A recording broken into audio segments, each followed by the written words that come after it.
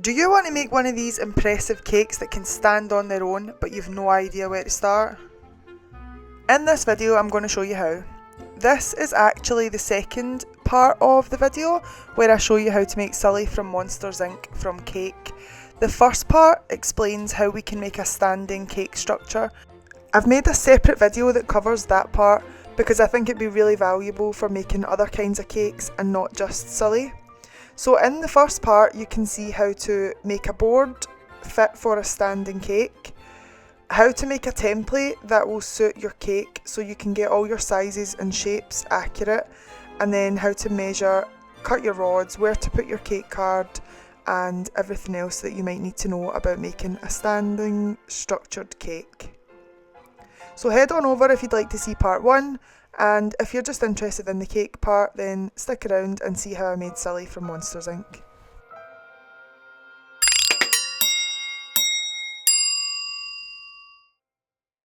So I start off by levelling my cake layers with this little cake leveller you can see in the background, and I'm just going to push that down over the rods that have been food safed with the straws.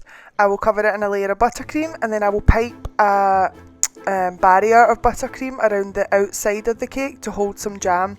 Some people prefer not to use jam at all in sculpted cakes because it can make it a little bit more slippery and just a bit, be a bit nervous that things could move around.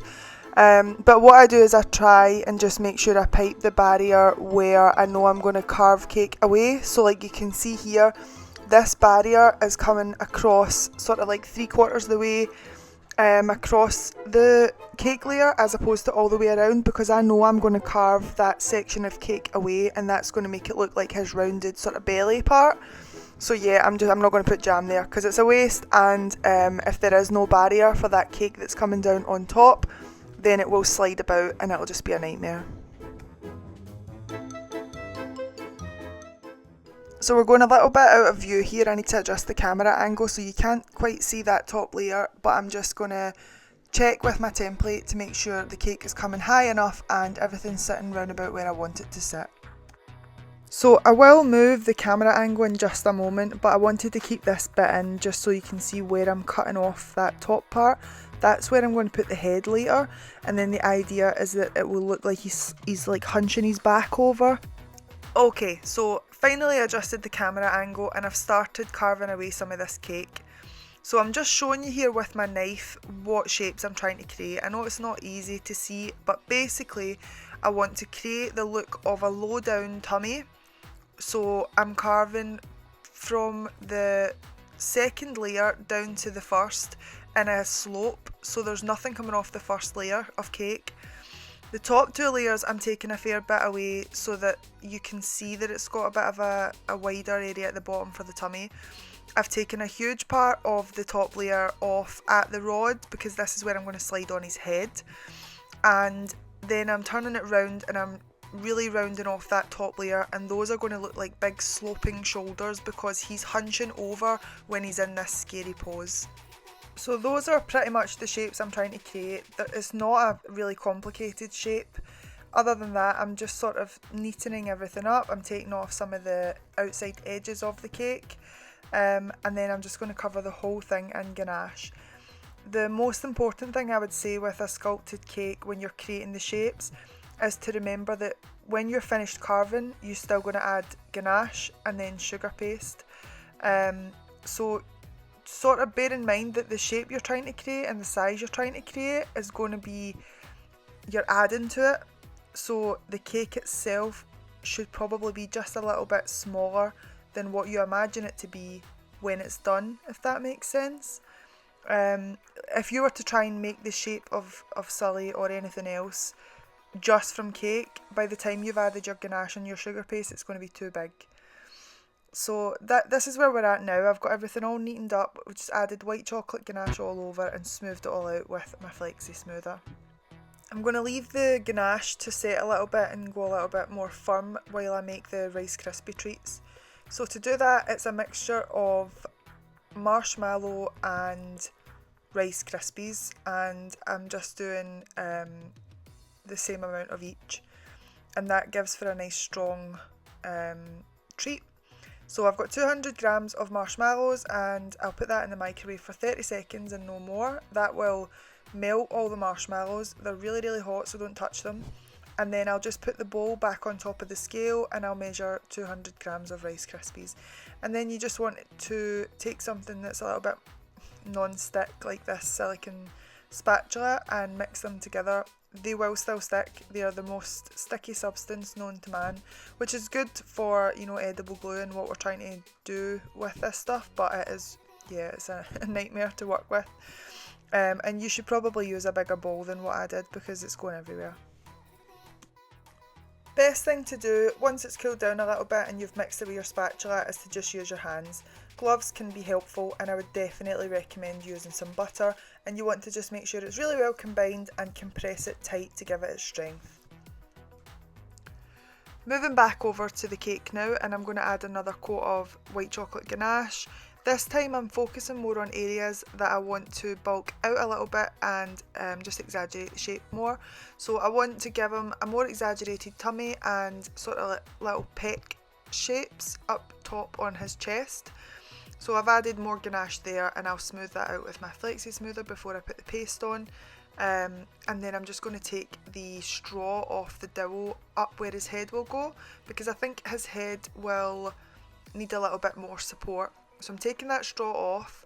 I've put a 6mm nut down to where the straw underneath stops, and then that nut can go inside the straw so it doesn't come in contact with the cake.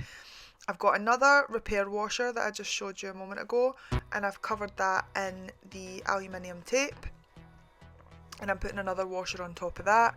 And what I will do now is I will take my armature wire and I will get round about the right length for the arms and I will loop them over so I have double the amount of wire for each arm, and I'm going to do it all in one piece, and then the middle part of the wire that I'll have made will go in between those two washers, and then I can tighten that down with the nut and it should hold everything secure, because by the time the Rice Krispie treats are added to this it will be quite heavy. So once everything's in place I will tighten down that nut, and then I'm just covering over the armature wire with tin foil, just again like I said earlier, making everything food safe before we add the edible parts. So the whole lot is covered in tin foil, including the rod above. And that has given my ganache a little bit of time to cool off, because I did put quite a lot on. I put quite a thick layer on there, so you don't want to smooth over that too quickly or you'll just scrape off what you've just added. So the last part of food safing this internal structure is to cover the rods that will be inside the legs, and I'm just using my aluminium foil tape to do that. It's really easy and it doesn't take up more space than what the rods do. So I've just wrapped it round the rods and the washers underneath. Now what I'm going to do is measure out some sugar paste to mix in with the Rice Krispie treats.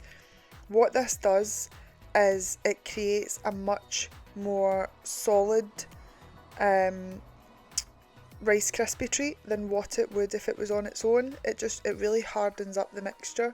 So if you're looking for something that needs to sit in a certain position, or you need it to be really stiff and strong, then I would recommend mixing in sugar paste as well as your marshmallows and Rice Krispies.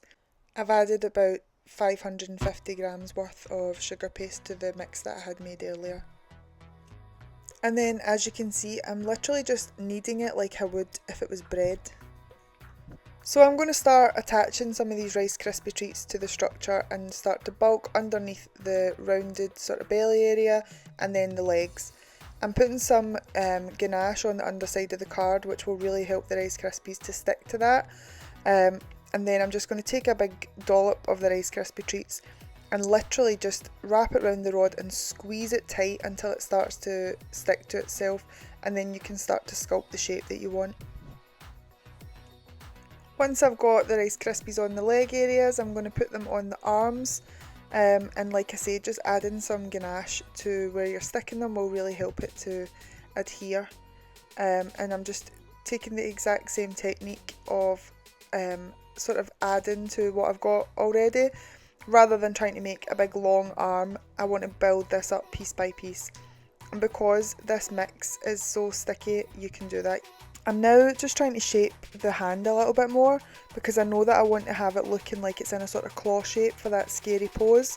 And I just think that will be more supportive if it's a wider surface area. So I've pulled that wire apart a little bit and then adjusted the tinfoil underneath. And there's no hand shape in what I've just created. I've literally just pulled the wire out and made a sort of triangular shape, and I will build the hand shape later with the sugar paste. I've mixed up another 200 grams of melted marshmallows and 200 grams of Rice Krispie treats now, and I'm going to make the head shape. So compress that as much as you can. As I said earlier, butter is definitely helpful to stop it from sticking to your hands. And then just get the general shape of the head, which is like a really long oval. Use your template as well to make sure you've got the right size and shape. And now I'm just going to get the shapes of the nose, the mouth and the eyes. This doesn't have to be perfect because the sugar paste will help you to sculpt out the face. And once I've got the general shape and I'm happy with it, I'm going to put it on the rod. So I'm just making that rod food safe again by adding some aluminium foil over the actual threaded rod. And I'm pulling my white chocolate ganache over the aluminium foil, because that is, again, it's sort of like a barrier making things food safe, but it's also going to help the Rice Krispie treats to stick on there. I'm adjusting this arm now because it is quite heavy with the Rice Krispie treats on it, and it was starting to drop just a little bit, and then you risk damaging your cake. So what I've done is I've moved the arm up a little bit. I've got it into a pose where it's not going to be pulling down so much, and then I've added Rice Krispie treats all the way along the armature wire behind where the head is, and that's just working out a lot better. I think it's balancing better as opposed to just being a strengthener. And then the head is literally just slotted down onto the rod where it is being supported by the washer. So we can now look at adding the sugar paste. So this is Renshaw's Atlantic Blue that I'm using for Sulley. I do think that Sulley's a bit more of a teal colour, and you'll see later that I sort of tried to change the colour a little bit with airbrushing. I don't actually think I liked how it turned out, so have a look at the end result and let me know what you think. But yeah, I kind of wish I had just stuck with this colour. Technique wise, it's just a case of rolling out the sugar paste and applying it on top of the ganache. If you wet the surface of the ganache just a little bit, then it will stick a lot easier. But the good thing about Sulley is that he is a monster, so he's covered in fur, which means we can put this sugar paste on in sections. We don't need to try and roll out a massive piece and cover the whole thing, because it's very easy to blend away any seams, because we're going to be creating fur texture all over, which, as I say, is good for hiding seams, but yeah, you'll have sore fingers and sore wrists after. So let the texturing begin. I've literally just got my little Dresden tool here on this massive cake, and I'm just creating little lines where I want it to look like fur. I'm just sort of wavy little lines all over. It is quite time consuming and a little bit soul destroying, but it does look good when it's done. So I've sped through this so that you don't need to watch. It's quite tedious to do, never mind watch. But yeah, you can imagine it took me a lot longer than how long it's taken here.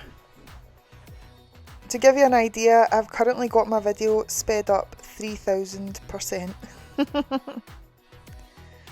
So are you catching this now where I'm carving out the little fur texture? You can see the whole cake is rocking. Don't worry about that, that is to be expected. You have got all of your weight from the middle of the rods upwards, so it's quite top heavy. It will rock, but I promise you this cake was absolutely fine. It travelled in the car, it got to its destination, everything was really secure and it's fine. So I'm moving on to putting the sugar paste on the legs now. As you can see, I haven't used a massive amount of Rice Krispies. I just wanted to bulk out from the rod, and then the sugar paste is going to do all the work here. On this leg that I'm working on at the moment, I've actually added little pieces of chocolate ganache for the toes, which I didn't do on the other side, so you can compare and see what you think you would quite like to do. You could just do them from sugar paste, but I've used really thick sugar paste down here because it's pretty much decorative. It is all edible, but the likelihood of people actually eating these bits is pretty small. So I've wrapped that around the Rice Krispie treat legs. Again, put some ganache on, even if it's just a little bit, because the sugar paste sticks to the ganache. It doesn't want to stick to the Rice Krispie treats for some reason. So I want it to be bulky enough for it to be his big monster feet. I have used my Dresden tool to just put some lines in for the little toes, and I'm just adding paste anywhere that the ganache is shown through and adding the fur texture all over. I'm now going back to that first leg because I didn't quite put the toes in place. I just put some lines in, but I wasn't happy that they were coming out like they should. So I've added another piece of paste. Like I said earlier, you can do this from paste or you can put the ganache underneath. And I've used a little bit of water to stick the paste to the existing paste. And I've just pushed in with my finger some little indents for where the nails will go when I'm finished. And then just add the fur texture all around. So I'm happy with that now. I'm moving back onto the face and I'm just adding a little layer of the ganache onto the head so that the paste will stick when I put it on. And then I'll just lift up a piece of rolled out sugar paste, same colour of course, and I'll just lay that over the top of the head. And then I will very gently just smooth the paste over the head, and being careful to sort of massage the areas in where you've made those shapes in the Rice Krispie treats. You don't want to push too hard or you'll bring out the texture of the Rice Krispie treats through the paste, or even worse, go right through the paste. But you've done that work underneath, you've made those shapes, you want to be able to see them. I'm defining those shapes now with my Dresden tool. So I'm taking the sort of smoother end of the Dresden tool and I'm pushing it upwards into where the nostril shape is, and that creates the right shape that I'm looking for.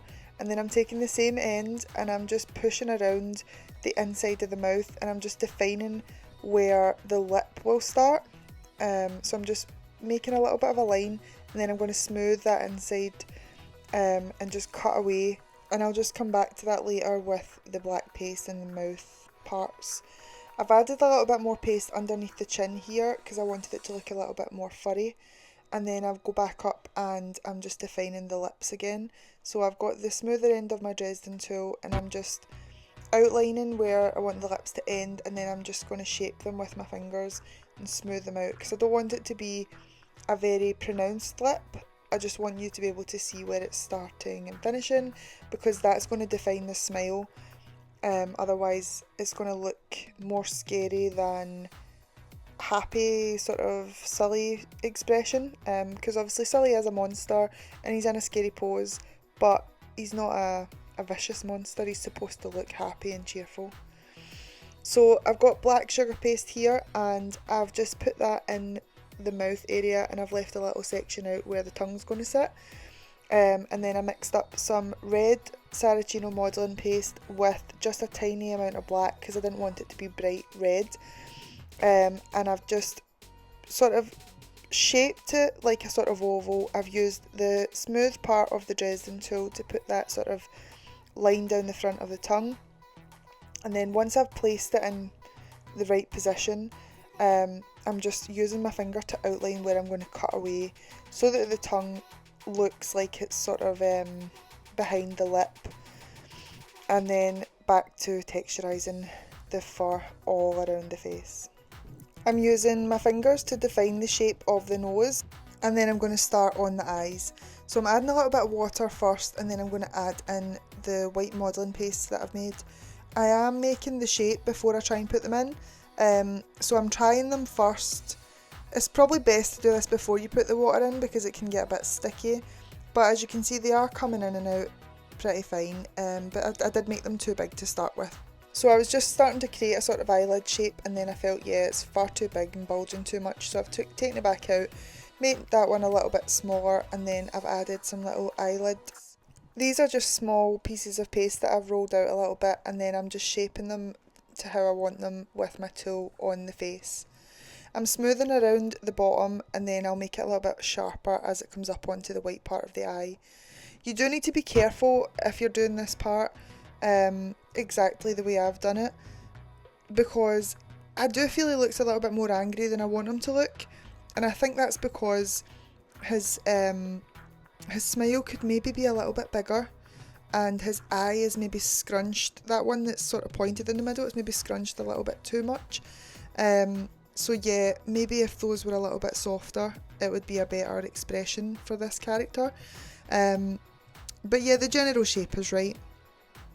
So I've added a big hunk of paste on top of the head there because it just wasn't high enough for the look, and he's got sort of spiky furry hair on top, so I wanted to add to that. So it was quite warm this day, so I just put a little bit on, and then I come back to the texturising once it had cooled down and I knew it was stuck on well.